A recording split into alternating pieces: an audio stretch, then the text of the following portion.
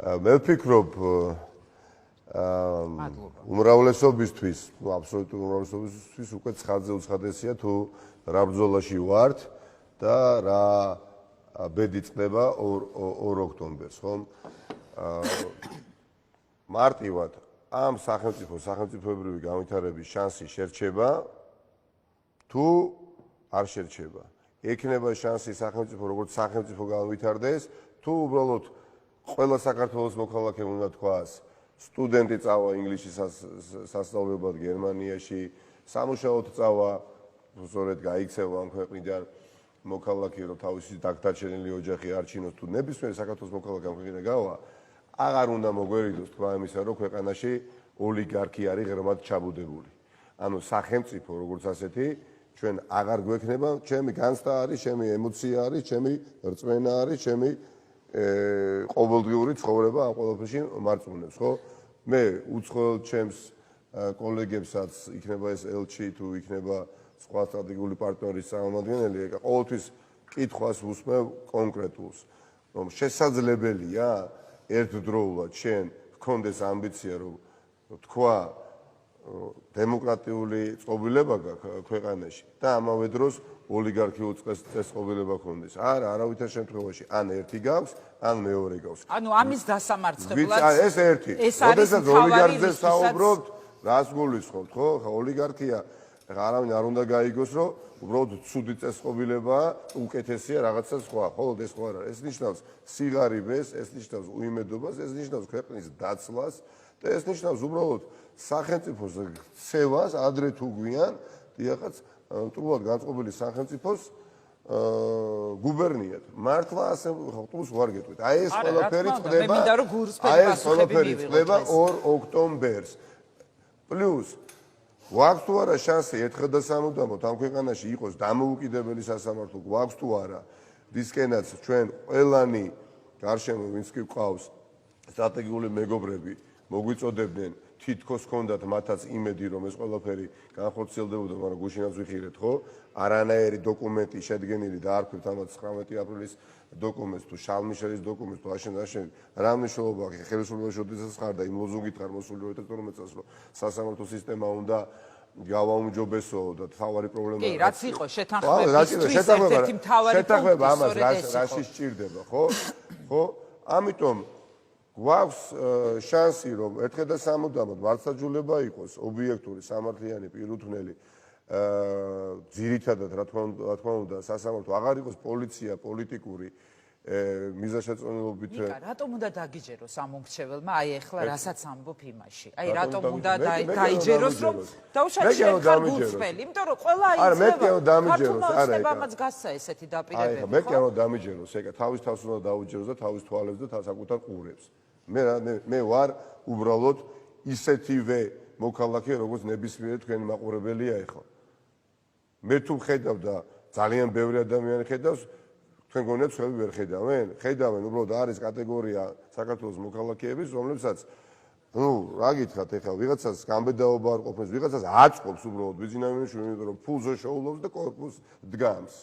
ტენდერს იგებს. იმას ახლა რაში აინტერესებს? ახლა საგარეო პოლიტიკური კურსი როგორი იქნება, ფშიერი იქნება, მაზღარი იქნება, ერი, ხო არ აინტერესებს, არის ასეთი მოქალაქეს არაერთი სამწუხაროდ, ხო? მან ხო იცის, რომ უბრალოდ კლანთან დაახლოებულია და აქედან გამომდინარე მისი ოჯახი მდიდრდება. ესეც ხო რეალობაა. ხო მე კი არ უნდა დამიჯერო, ხო? მე ვისაც ჩემი დღემდე არ სჯერა, ის ხოლმე არ დამიჯერებს. მაგრამ მე ვიცი, რომ ძალიან ბევრი მოკავშირე და თანამოაზრე მყავს. ძალიან ბევრი. იმიტომ რომ ბევრი არის გარშემო ადამიანი, ვისაც უნდა დაუოკებლად უნდა ცვლილებები ამ ქვეყანაში. რატომ უნდა? იმიტომ რომ კი არა ხელისუფლებაში მოვიდეთ. მე კი არ მინდა ხელისუფლებაში მოვიდეთ. თქვენ კი არ უნდა მოვიდეთ, სხვა კი არ მოვიდეთ. შანს მინდა რომ ჩემი შვილი აღარ ცხოვრობდეს ქვეყანაში, სადაც კანონიერი ქურდი ჯერ კიდევ არა თუ არსებობს, არამედ ეს ინსტიტუტი ძლიერდება, სადაც კრიმინალი ნორმა არის უბრალოდ, სადაც პოლიციელი დღით იდღე მისი ასე ვთქვათ მუნდირი კნინდება და კნინდება და სადაც შავი სამყარო არის დომინანტი, სადაც კორუფცია ასევე პროზაულ ცხოვრებად გვექცა და სადაც გვეუბნებიან, რომ ყავს ხელისუფლება, აღიარე რომ შენი ხელისუფლება, მე რა, რომ სახში არის ერთი ადამიანი სავარძელში ზის და მისი მოსამსახურე პერსონალი არის ყველა წამყვან თანამდებობაზე დანიშნული. იქნება ეს ოჯახის, ასე ვთქვათ, არ ვიცი, ბანკირი, იქნება ეს პირადი მცველები თუ ასე შემდეგ. აი ეს არის ხო ის რეალობა, რომელიც მივიღეთ. თუ კიდე ვინმე არის იმაში დასარწმუნებელი, პირდაპირ გეუბნებით, რომ ეს რეალობა არის შესაძლებელი. თუ კი ვინმეს კიდევ უნდა ვუთხრათ, რომ კოალიციური მთავრობა, მრავალფეროვნება ბევრად ჯობია ოლიგარქიულ წესწყობილებას, ასეთ ადამიანს მე 100 წელიწადიც რო ვიცხოვრო და თენეთერიდან რო არ გამიმყანოთ, მაინც ვერ დავასრულებ. კიდევ ერთი კითხვა არის ხოლმე ძალიან მნიშვნელოვანი კითხვა, რომელიც მეც ძალიან ხშირად მესმის და საინტერესოა, რა თქმა უნდა, აი ამაზე, ამ არჩევნების წინ კიდევ ერთხელ რო უთხრათ ამ მომრჩეველს. კოალიციური მართლობა, რაზეც ვლაპარაკობთ უკვე რა ხანია, რაზეც საუბრობთ პოლიტიკოსები და თქვენ დროამ ევროპულმა საქართველომ გირჩი მეტი თავისუფლებამ, აი ეს მოდელი რაღაცნაირად ამ წინა საარჩევნოდ თქვენი თანხმობით, გაერთიანებით თუ რაღაც თანამშრომლობით აი ეს აჩვენეთ. რატომ არის მნიშვნელოვანი ეს მინდა რომ ავხსნათ და კიდევ ერთი რამ მინდა რომ ავხსნათ. რა გარანტია აქვს იმ ამომრჩეველს, რომელსაც არ უნდა ცალკე ნაციონალური მოძრაობის მმართველობა, მაგრამ უნდა რომ იყოს ოპოზიციური ხელისუფლება ქვეყანაში და აღარ სურს ქართული ოცნება, რომ აი სწორედაც იქნება გარანტირებულად კოალიციური მმართველობა და არა ნაციონალური მოძრაობის დომინაცია. კი ბატონო, მაგრამ ზუსტად ეს არჩევანი დგას დღეს, ხო და ეს შესაძლებლობა ეძლევა თითოეულ საქართველოს მოქალაქეს. უკლებლივ გამონაკლისის გარეშე.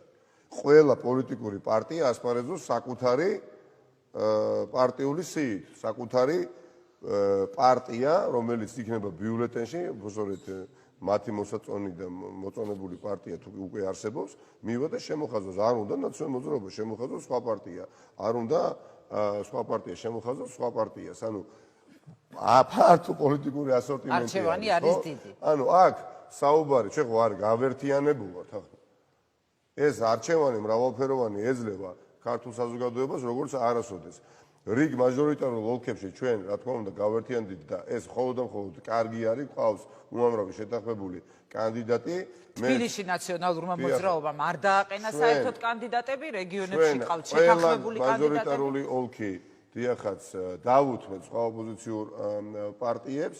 მე პირადად თავად ვარ ხარდაჭერილი ევროპული საქართველოსი, ხარდაჭერილი ზურაგირჩი ჯაფარიძის პარტიის გირჩის, ელენე ხოშტარიას დროასი და სხვა პარტიები ხა მე პირადად მიჭერენ ხა დათო ჭეჭინაძის პარტია, ნიო ბურჯანის პარტია და სხვაები ასე შემდეგ, ხო? ამიტომ ამაში მხოლოდ მადლობა მხოლოდ ამომრჩეველზეა დამოკიდებული ის რომ არ იყოს დომინანტი რომელიმე პარტია. ურთიერთგაგება შედგა. კიდევ უფრო ყოფილიყო მჭიდრო თანამშრომლობა სხვა ოლქებში, კიდევ კარგი იქნებოდა და უკეთესი, მაგრამ საკმარისი ხარისხის თანამშრომლობა გამოიჩინა ოპოზიციამ. ამიტომ იცით რა არის? ვიღაცა თუ კი საუბრობს, არ მომწონ ვარ, არის უამრავი ოპოზიციური კანდიდატი, მივლენ და ხმას მიცემენ. არ მომწონ ვარ, მე მივლენ და მიცემენ ხმას გახარიას, მიცენ გახარიას ხმა, არ ვიცი. არ მომწონ ვარ, მიცემენ ხმას, არ ვიცი, არის სხვა კანდიდატები. ამიტომ ნაციონალური მოძრაობაზე 24 საათის განმავლობაში ნაციონალური მოძრაობა არის აბსოლუტურად განსხვავებული პოლიტიკური პარტია, ვიდრე ოდესმე ყოფილა უკანასკნელი წლების განმავლობაში და განსაკუთრებით ქართული ოცნება როდესაც საუბრობს აი ნაციონალურ მოძრაობაზე კნინობითად წინა წლებში, ანუ 9 წლის წინანდელზეც კი ასაუბრობენ, 19-18 წლის წინანდელ ამბებს მოიშველიებენ ხოლმე. და მხოლოდ ცდილობენ რომ ნეგატიურ კონტექსტში ათქვიფონ ეს პარტია რაც იმათაგით აღარ მუშაობს და ვეღარც იმუშავებს, იმიტომ რომ არც მიშას ჩამოსვლა ეხლა ვიქამდე გადავიდეთ, ხო? თავად ქართულ ოცნებამ მოახერხა და ყველა ის ადამიანი, ვინც ჩვენს რიგებში იყო, ნაციონალურ მოძრაობას წარმოადგენდა სხვადასხვა დონეზე, იქნებოდა ეს აღმასრულებელი, საკანონმდებლო თუ თვითმმართველობის დონეზე, დღეს ისინი არიან ქართულ ოცნებაში და სადღაც კი არ არიან მხარდაჭერებად, ეკა სიების სათავეებში, მეურობის კანდიდატებად, აღმასრულებელ ხელისუფლებაში მინისტრების მოადგილეებად. კი ბატონო, თავად განამ თვითონ აი ამ ყოფილი ნაციონალური მოძრაობისთვის, რომ ეს ადამიანები ჩვენ მოგვაშორა და ნაცვლად აი ამ ადამიანების, რომლებიც არ თამაშობდნენ კარგ როლს ქვეყნის განვითარების პროცესში, როგორც აღმოჩნდა და იყვნენ უბრალოდ მდგომარეობის მოსაპოვებლად, ხო, მოგშორდა ერთი და დღეს არიან ქართულ ოცნებაში საუბედუროთ ამ ქვეყნისთვის. ამას დაემატა პლუს ღარიბაშვილი, არ ვიცი მე, ივანიშვილის ახალი ასე კლანური დაჯგუფებები და შედეგად ვიღებთ იმას, რასაც ვიღებთ. ვითომც არაფერი რომ ფასები არის ცაში ავარდნილი, ვითომც ამაზე არავინ აღარ ლაპარაკობს, რა თქმა უნდა, ქართულ ოცნებას ამაზე ლაპარაკი არ აწყობს, მაგრამ აი შენ ახსენე, სწორედ ის რომ ეს აღარ მუშაობს, როდესაც ახსენე, რომ აი ნაციონალური მოძრაობით ხალხის შეშინება აღარ მუშაობს. იმუშავ მიხეილ სააკაშვილის განცხადება იყო გუშინ ინგასთან იყო რეაქციაში მიშას ჩართვა და მაგაზე მინდა კითხოთ პირველ რიგში ეს მაინტერესებს როგორ ფიქრობ აი იმუშავებს თუ არა დაასრულე მნიშვნელოვანია რა თქმა უნდა მე მინდა რომ მოვასწრო სხვების ჩართვას და ამიტომ რა მინდა გითხრათ აუცილებლად გაგცემთ პასუხს ესე იგი ჩვენ საუბრობთ ხელისუფლებაზე რომელმაც უკანასკნელი თვეები რო ავიღოთ ხო საილუსტრაციოდ რა ვერ გააკეთა 10 მილიარდი ლარი სესხათ მიცეს და დღეს ჟანგბადის დეფიციტი გვაქვს ქვეყანაში 10 რით ვერაცრა საზოგადოება ტესტირება თავის ძოზე ვერ შემოიტანეს ვერ დაიწყეს ვერც ვაქცინა შემოიტანეს როდესაც ავად თუ კარგად რაღაცნაირად რაღაცა რაოდენობის ვაქცინის შემოტანა მოხერხდა საინფორმაციო კამპანია ვერ აწარმოეს ადამიანები გვეხოცებიან იცით ხო არ მინდა ხა ამ პათოში ვისაუბრო მაგრამ რეალობაა და რა ვქო გვარ დამალო რა თქმა უნდა ამ რეალობას ვერ გავექცევით ამ ყველაფერს აჩვევს ეს ხელისუფლება საზოგადოებას თითქოს ნორმალურია რომ ყოველ დღე დაუდევრობის რბილათოთ გამო იმიტომ რომ პატრონი არ არის ხელისუფლებაში 80-70 60 ადამიანი გიკვდებოდეს ხო სამუშაო ადგილები იკარგებოდეს და ვიღაცა გამოდის ეხა დაყენებული სახით ხელისუფლებიდან და ამბობს რომ თუ დევნილი პრეზიდენტი საქართველოში ჩამოვა ქართველი ადამიანი რომელსაც ბევრი რამ გაუკეთებია და არც არასოდეს მას და არასოდეს არ დაუმალავს რომ შეშლია კიდევაც იმიტომ რომ იმ ბევრი კარგი საქმეების კვალდაკვალ შეცდომების დამიშიოდო კონსერტაშიც ისაუბრა ხო გუშინ ამას არც არასოდეს მალავდა ხო ეხლა ვიღაცა თუ გამოვა და ეს ვიღაცა არის ირაკლი ღარიბაშვილისგან აბა რას უნდა ველოდებოდეთ ხო ელაპარაკება ერთ ადამიანს ეს ერთი მეორე თუ კი ვინმე სრული პასუხისმგებლობით გეუბნები დღეს არსებობს ჩვენს ქვეყანაში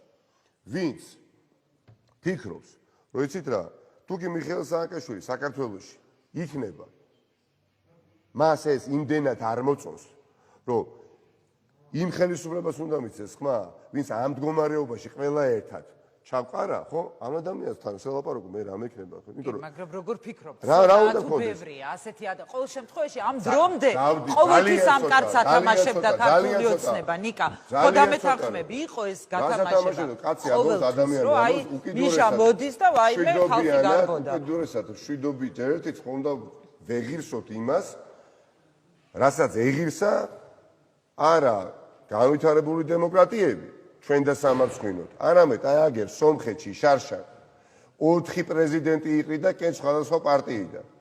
ტერპეტროსიანი, თოჩარიანი, არ ვიცი, სარქისიანი და თავად პაშინიანი. უკრაინაში ახლა დამოუკიდებლობის დღე რო იყო და ვერ ნახეთ 5 პრეზიდენტი ერთად იდგა, ხო? ამას უნდა ვეღირსოთ თუ არ ვეღირსოთ. ამიტომ თავის მე მესმის რასაც ამბობ, მაგრამ რეალურია თუ არა მისი ჩამოსვლა ეს მაინტერესებს და მე ვფიქრობ რომ ეხლა თქვენ როდესაც ხართ საქართველოს მოქალაქე და ხართ ქვეყნის გარეთ და იცი და გძნობ და გჯერა რომ ქვეყნისთვის გადამწყვეტი მომენტია ხო მოგინდებოდა თუ არა ქვეყანაში ყოფნა მოგინდებოდა მე მომინდებოდა მე ჩამოვიდოდი პირდაპირ გეუბნებით თქვენ ჩამოხვიდოდით ადამიანი ამბობს მინდა იქ ყოფნა სადაც გძნობ ხედავ ეჭვი არ მეპარება რომ ამ ქვეყნისთვის არის უმნიშვნელოვანესი ეტაპი და არ მინდა რომ საკუთარ თავთან მე მქონდეს შიდა პირველი კონფლიქტი აქ მნიშვნელოვანია რა თქმა უნდა უკიდურესად შვიდობიან თუქდეს ეს ყველაფერი უკიდურესად არანაირი პროვოკაციის შესაძლებლობა არ მიეცეს ხელისუფლებას არც იმის თქმის შესაძლებლობა მიეცეს ხელისუფლება ამბობს რომ ჩვენ მას დავაკავებთო ასაგებია და რა მე რომ დააკავება ამ თქვენ დაინგრევა თუ რა მოხდება ადამიანი პატრიოტი ჩემ ამათ ხელში ციხეში ჯდომა პატივია პირდაპირ გეუბნებით პატივი არის ქვეყნის სახელმწიფოსთვის ბრძოლის პროცესში თუ კი არ ვიცი ოლიგარქის პოლიტიზირებული პროკურორი დამაკავებს არ დაუკავებდით თუ არა, მხოლოდ გავძლიერდი. მაგრამ დარწმუნებული ვარ, რომ ვერც ერთი საქართველოს პატრიოტი მოქალაქე ბიზინა ივანიშვილი სატუსაღოში დიდხანს ვერ გაჩერდება.